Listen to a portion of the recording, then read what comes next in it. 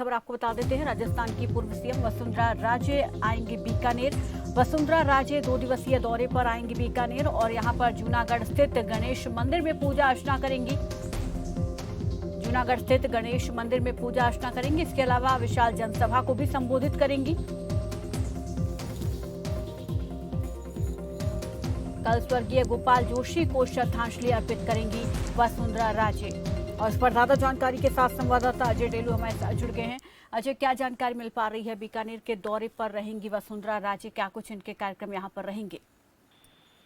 जी, मैं आज बता दूं, बीकानेर दौरे पर पूर्व मुख्यमंत्री वसुंधरा राजे सिंधिया 2 दिवसीय दौरे पर रहेंगी। वो 11 बजे है वो हेलीकॉप्टर के द्वारा बीकानेर के नोखा जिले स्थित देशनो करणी माता के मंदिर के अंदर है वो दर्शन करेंगी। उसके बाद है वो गुरु जम्बेश्वर भगवान के मंदिर मुकाम के अंदर है वो दर्शन करने के लिए जाएगी। उसके बाद देर शाम वो 4 बजे बीकानेर आएंगी। और बीकानेर पहुंचने के बाद जूनागढ़ स्थित गणेश मंदिर के अंदर वो पूजा अर्चना करेगी। और उसके बाद है उनका वहीं एक जनसभा आयोजित की गई है जिसके अंदर वो शिरकत करेंगी। जनसभा के बाद है वो यहाँ पे बीकानेर की राजमाता के स्वर्गवास हो जाने पर उनको श्रद्धांजलि अर्पित करेंगी। और साथ ही कांग्रेस के बीजेपी के नेता सईराम दुसाद और माणिकचंद सुराणा के घर जाकर उनको श्रद्धांजलि अर्पित करेंगी। और आज रात्रि विश्राम है वो वसुंधरा राजे सिंधिया का बीकानेर के सर्किट हाउस में रहेगा। और कल सुबह है वो लक्ष्मीनाथ मंदिर के अंदर पूजा अर्चना करेगी। और साथ ही है वो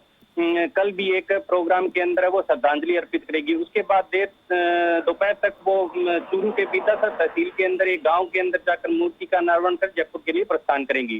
जी बिल्कुल, क्योंकि अब राजस्थान में भी चुनाव जो है धीरे धीरे पास आते जा रहे हैं। ऐसे में हम देख रहे हैं कि बीजेपी के जो केंद्रीय नेतृत्व के नेता हैं वो भी लगातार राजस्थान के दौरे पर पिछले दिनों रहे हैं। और अब खुद प्रदेश के जो बीजेपी के बड़े दिग्गज नेता हैं वो भी एक तरीके से एक्टिव हो गए हैं और उनके दौरे के कार्यक्रम जो है वो भी शुरू हो गए हैं। तो बीकानेर के इस दौरे को चुनाव के लिहाज से किस तरीके से देखा जाए अजय?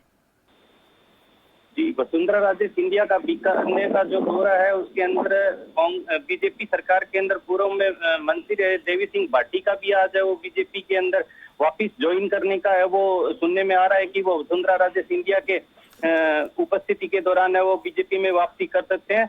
इसी के साथ ही जो केंद्रीय नेतृत्व है उनके दौरे भी चुनाव जैसे जैसे नजदीक आ रहा है उनके दौरे हैं वो बढ़ते जा रहे हैं। राजस्थान के अंदर है वो जैसे हम देख रहे हैं यहाँ का साइनेरियो, तो उस हिसाब से वसुंधरा राजे सिंधिया अभी तक एकमात्र चेहरा है।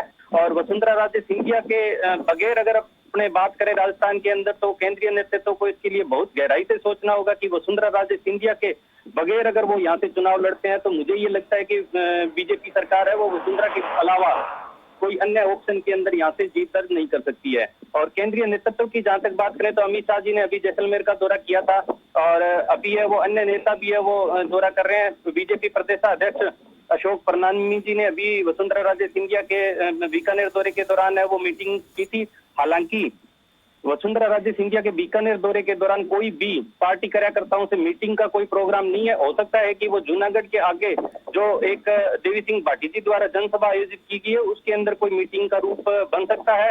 और हो सकता है कि जनसभा के जरिए कहीं ना कहीं वहां पर मौजूद लोगों को साधने की कोशिश जो है चुनाव के लिहाज से उनकी तरफ से की जा सकती है। ऐसी तस्वीरें देखने को मिल सकती है। शुक्रिया अजय डेलू हमारे साथ जुड़ने के लिए, इस तमाम जानकारी के लिए। तो अब राजस्थान में चुनाव भी पास आते जा रहे हैं। उससे पहले बीजेपी के जो बड़े दिग्गज नेता हैं राजस्थान में वो एक तरीके से एक्टिव हो गए हैं और अपने दौरों के दौरान जो है यहाँ पर जनसभाओं के जरिए लोगों को साधने की कोशिश की जा रही है। लोगों के बीच पहुंचने की कोशिश दौरों के जरिए शुरू कर दी गई है। इसी कड़ी में बीकानेर के दौरे पर रहने वाली हैं पूर्व मुख्यमंत्री वसुंधरा राजे।